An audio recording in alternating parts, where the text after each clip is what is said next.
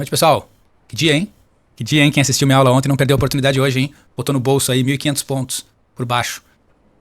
Mas segue indefinida a história. Vamos para os nossos tópicos, tá? Vou falar sobre as notícias de hoje, as importantes, né? A taxa de juros dos Estados Unidos, a Selic aqui. Vamos falar sobre as notícias de amanhã, sobre o Infut um dia, sobre o mini índice 60 minutos, 12 minutos e os 5.000 ticks um dia mais que acontece. Amanhã pode ter muita coisa legal, viu? Vamos para as nossas notícias? Então, vamos lá. Vamos para as notícias de hoje. Vocês viram que saiu a produção industrial anual e mensal, saiu muito além da projeção. E não aconteceu nada, né, pessoal? Vocês viram? Nada, absolutamente nada, não fez preço nenhum. Depois das 3 horas da tarde saiu os juros dos Estados Unidos, eles fizeram manutenção, então seguiu a 4,50, eles estimam que fique entre 4,25 e 4,75 no ano. Tivemos a nossa taxa de juros Selic aumentada em 0,5. Atualmente, então, estamos em 14,75, a mais alta em 20 anos. E é isso aí, é sobre isso. Notícias para amanhã, temos os pedidos iniciais de seguro-desemprego. Pode ser que faça alguma coisa, é bom ficar de fora ali, pelo menos no primeiro minuto ali, né? E depois podemos seguir o jogo. E o balanço do Fed lá não vai dar em nada. Sobre as notícias da taxa de juros, eu acompanhei a coletiva ali do Jerome Powell. Cara, ele falou que eles não têm nenhuma pressa para fazer os ajustes aí da taxa de juros, eles estão muito preocupados com tarifaço e indecisão mundial, então eles vão esperar passar isso aí para decidir realmente o que vão fazer. Ele também foi questionado sobre os comentários do presidente Laranja sobre sua pessoa e a sua índole. E ele disse que isso não afeta em nada o trabalho deles e segue o jogo, tá? O Infut, um dia, estamos aqui nele. Observem, estão vendo? Estão vendo tudo. Observem que temos áreas de resistência acima, mas notem que no final do dia, esse cara aqui sentiu no nosso megafone, olha ali. Sentiu. Sentiu também na média de 200. Sentiu nela. E voltou para dentro do megafone. Pode ser um prosseguimento de uma alta infinita para seguir JP Morgan e manter a média do mini índice em 142 mil pontos, ou 148 mil pontos, eu não lembro, anual? Não sei. Fato é que eu não confio no mini índice, cara, e nunca vou confiar. E pra mim o mini índice é sempre vendedor, então muita atenção a esse movimento. Isso aqui pode ser apenas o quê? Que a gente conhece, qual é o nome disso aqui? Bull. Trap. Uma armadilha de touros. Muita atenção. É isso. É isso. Vamos ver se vai segurar aí. Se não segurar, a gente tem um objetivo para essa regiãozinha aqui, ó. E aqui a gente pensa em talvez ser um comprador para fazer um breakout pullback. As duas pernas. Daqui ele retesta o topo e rompe o topo, que é também um outro topo acima e um topo duplo. Aqui. Ok? É isso. Vamos para os 60 minutos. 60 minutos. Deixa eu afastar um pouquinho pra gente ver mais longe. Cara, 60 minutos. É isso aqui. Deixa eu ajustar aqui, que isso aqui tem que vir pra cá. Então, cara, 60 minutos tá me indicando que esse cara, infelizmente, tá num movimento bearish forte. Forte. Por que eu digo isso? Por causa desse movimento aqui, nesse range aqui dos 60 minutos, né?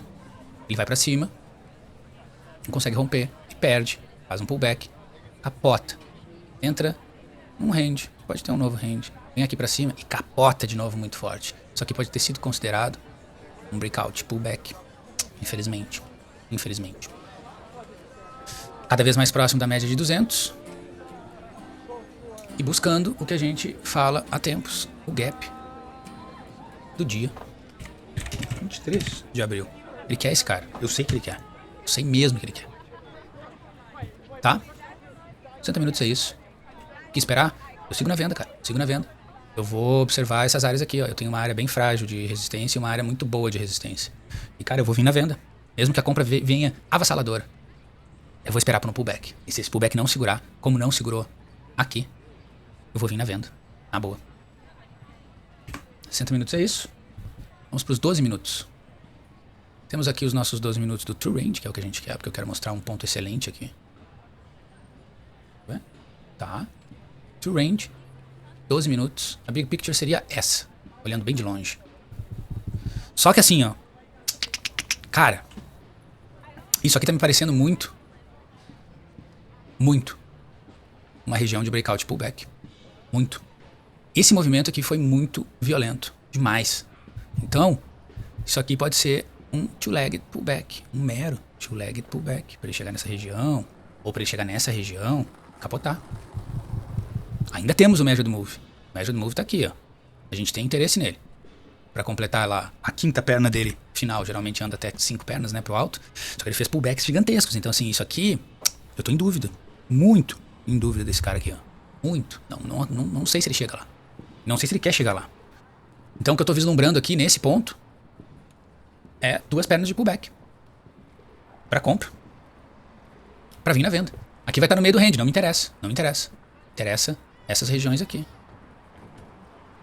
Essa região aqui. Essa aqui seria perfeito.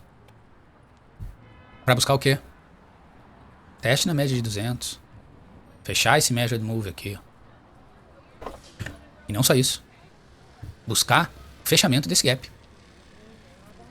Esse cara quer essas áreas. Eu sei que quer. Eu sei que quer. Então vamos ficar de olho pra gente fazer uma entrada boa. Mas a gente não vai desmerecer os touros. Os touros continuam mandando na história. Continuam dominando. Isso é fato. Não é boato. Isso é fato. Continuam num movimento forte. Isso aqui pode ser um big de um pullback. E o que me leva a crer nisso? O input diário e esse megafone aqui, ó. O cara tá enroscando. O cara tá enroscando nele. Isso não é bom. Bom seria ele vir pra cá, testar e capotar. Mas não é o que ele fez, né? Testou, foi pra cima, aqui foi a notícia da taxa de juros, veio pra baixo, foi pra cima de novo. E aí ficou acima. É isso. E aí vamos ver. Se esse cara vem aqui e volta pra lá pra cima e cruza o range, cara, tudo bem. A gente pode até apostar nele. Mas tem que ser com uma mão leve, cara. Eu não tô levando fé na compra. Não tô levando fé na compra. Tô levando fé na venda. Tá? 2 minutos é isso. Vamos pras projeções. 5.000 ticks pra gente ver o que esse cara tá fazendo. Noob ticks. Dia de hoje. Pô, mas deu candle nesse negócio, hein? Meu Deus. Nem cabe na minha tela. Minha tela é ultra wide, louco. O troço não cabe na minha tela. Olha só, mal dá pra ver. Isso aqui foi o dia inteiro de hoje. Olha esse movimento, pessoal. Olha isso aqui, cara. Cara, é um movimento destruidor. Destruidor. Não podemos desmerecer isso de maneira alguma. Mas é isso, né? É isso. Temos esse movimento. E temos Le Ranger, como diz o francês. E o Le Ranger é o magneté. Também, como diz o francês. Então, o mercado ele é atraído pra esse cara aqui. O mercado vai pra lá. Né? Esse aqui é o imã. É o magnético, como diz Joseph James. Então, observando por essa ótica, o cara anda esse pêndulo, né? E poderia replicar ele pra cá até que haja um breakout pullback. Confere, produção. Mas aí tem um porém na produção. Como é um bear hand, ou seja, é um hand de ursos, teoricamente, por ser um bear, ele vem de baixo, cria o hand. O certo seria ele ir pra cima, pra depois ir pra baixo, pra gente ter uma medida e fazer esse movimento, né? Quando ele faz o movimento inverso, que foi o que ele fez, ele foi pra baixo, pra depois ir pra cima. E aí ele pode voltar, testar o hand e fazer o breakout pullback violento. Sacou? Então a gente tem que ter atenção pra esse ponto. É um ponto bom. Um ponto bom. Tem que ficar ligado. Nesse caso, qual é a minha análise aqui? Ele faz esse hand pra cima, faz esse pêndulo pra cima, replica ele pra baixo e ultrapassa ele, né? Ultrapassa o cara, aumenta ele, né?